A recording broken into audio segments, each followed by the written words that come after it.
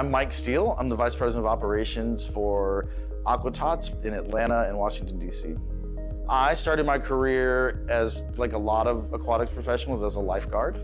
So I did that when I was like 15 until age 21, and I just worked my way up the ranks. It was a great job through college. Like, can't ask for a better job in terms of being in the sun and outdoors and just being out in the community.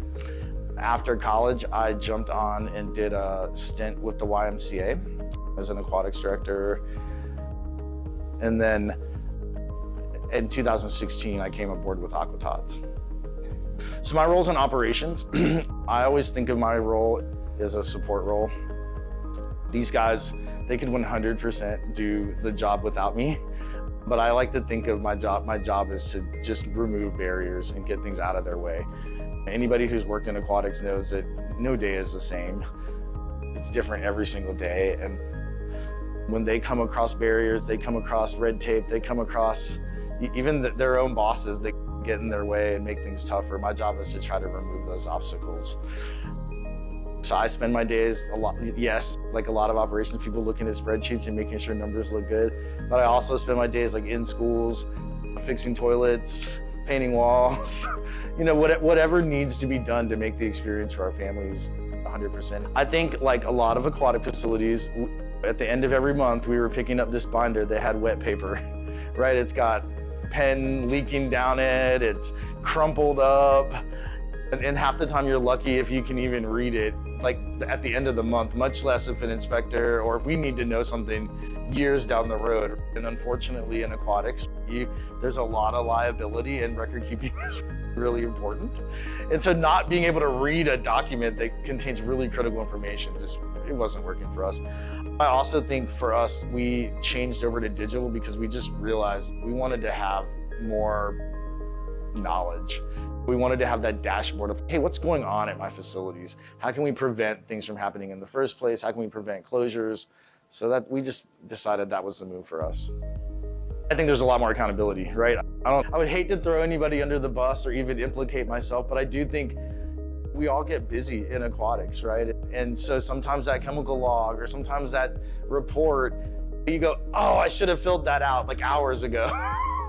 And you end up going backwards and putting it in there. And that's really not like what we wanted out of that.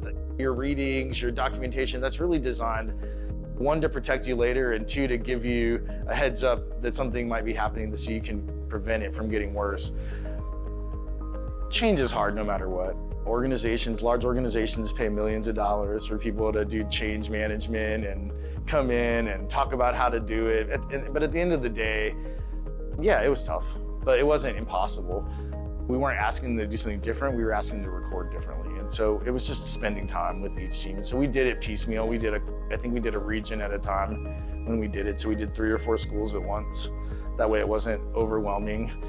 And then the biggest thing was just creating the accountability, right? Like you have to log in and make sure they're doing it and check, and just creating the habit. So really the first month is the hardest. I have done a ton of research on this lately. I think it was several things. One is the support. I always get support from you guys. Anytime I have a question, even when I'm like the least available person on the planet, I get an email or a call back, and I'm terrible, I know. So I think that was a big part of it. We also had a recommendation from another Aqua-Tots owner, so that didn't hurt. And then I teach CPO classes, and so just knowing that this was certified Model Aquatic Health Code, it's going to meet a lot of the guidelines that the health departments are looking for with everything. And even the ones we fought with, like, they acknowledge that it's great. They just are old fuddy-duddies. And they would tell you that. I have no problem like sharing that they would tell you, like, oh, I'm just old school. So we didn't really do a great job of tracking chemical orders and stuff like that, like prior to having this digital. But I would tell you, like, we spend less. Like we can adjust down like readings, chlorine, and say, hey, why is this doing that? So I know we've seen savings. I don't think I can put a number on it right now because I don't think we did a great job of tracking it beforehand. But we definitely see the savings. And then I don't know if the savings have been as important though as just the documentation accountability piece. I can pull up the dashboard and see what's happening at any pool at any given moment. And when you combine with that with knowing who's working, a lot of times you can go, oh, they should have adjusted that, but that person is like on their second day of work. Let's like call over there and talk them through what needs to happen. And so I think we've just seen we're open more. We don't have as many incidents of, oh, the chlorine was at 0 last night and I didn't know what to do, so I just left. The pool's green this morning. And stuff like that. We don't see those incidents, and we're able to anticipate when something's not working. I think that's another big piece of it is the repair piece, right? Like you can look at, know your feeder's not working or there's a clog in the line or whatever. You can see it a lot faster. Like I said, we do have a couple of inspectors across, because we're based in North Carolina, Georgia, and then we have one school in Northern Virginia right now. The only place we have one kind of old school inspector in Raleigh, North Carolina, who is a little bit tough to work with, but he acknowledges that it's fine. He just likes to be able to pull out a binder. But for the most part, they're great. We've had, the inspectors know that we can pull anything they want. Several of them I've offered to give their own login to, and they have declined because they don't want that much information, apparently. But it's been great. They love it. I think it's way easier for them to find information. It's more clear, it's legible, like I said, and they can pull up specific dates. If they're looking for something in particular, it's a lot easier for them to find. The dashboard, like seriously, like just that view as an operator, right? You always are trying to get better as an operator, and so when you can see where issues are popping up and see the trends of who's responsible for them, you just help people get better. So I think that's probably my favorite feature. I think it's really helpful, like some of the color coding with the pool chemicals. Hey, this is red, like you should probably pay attention here.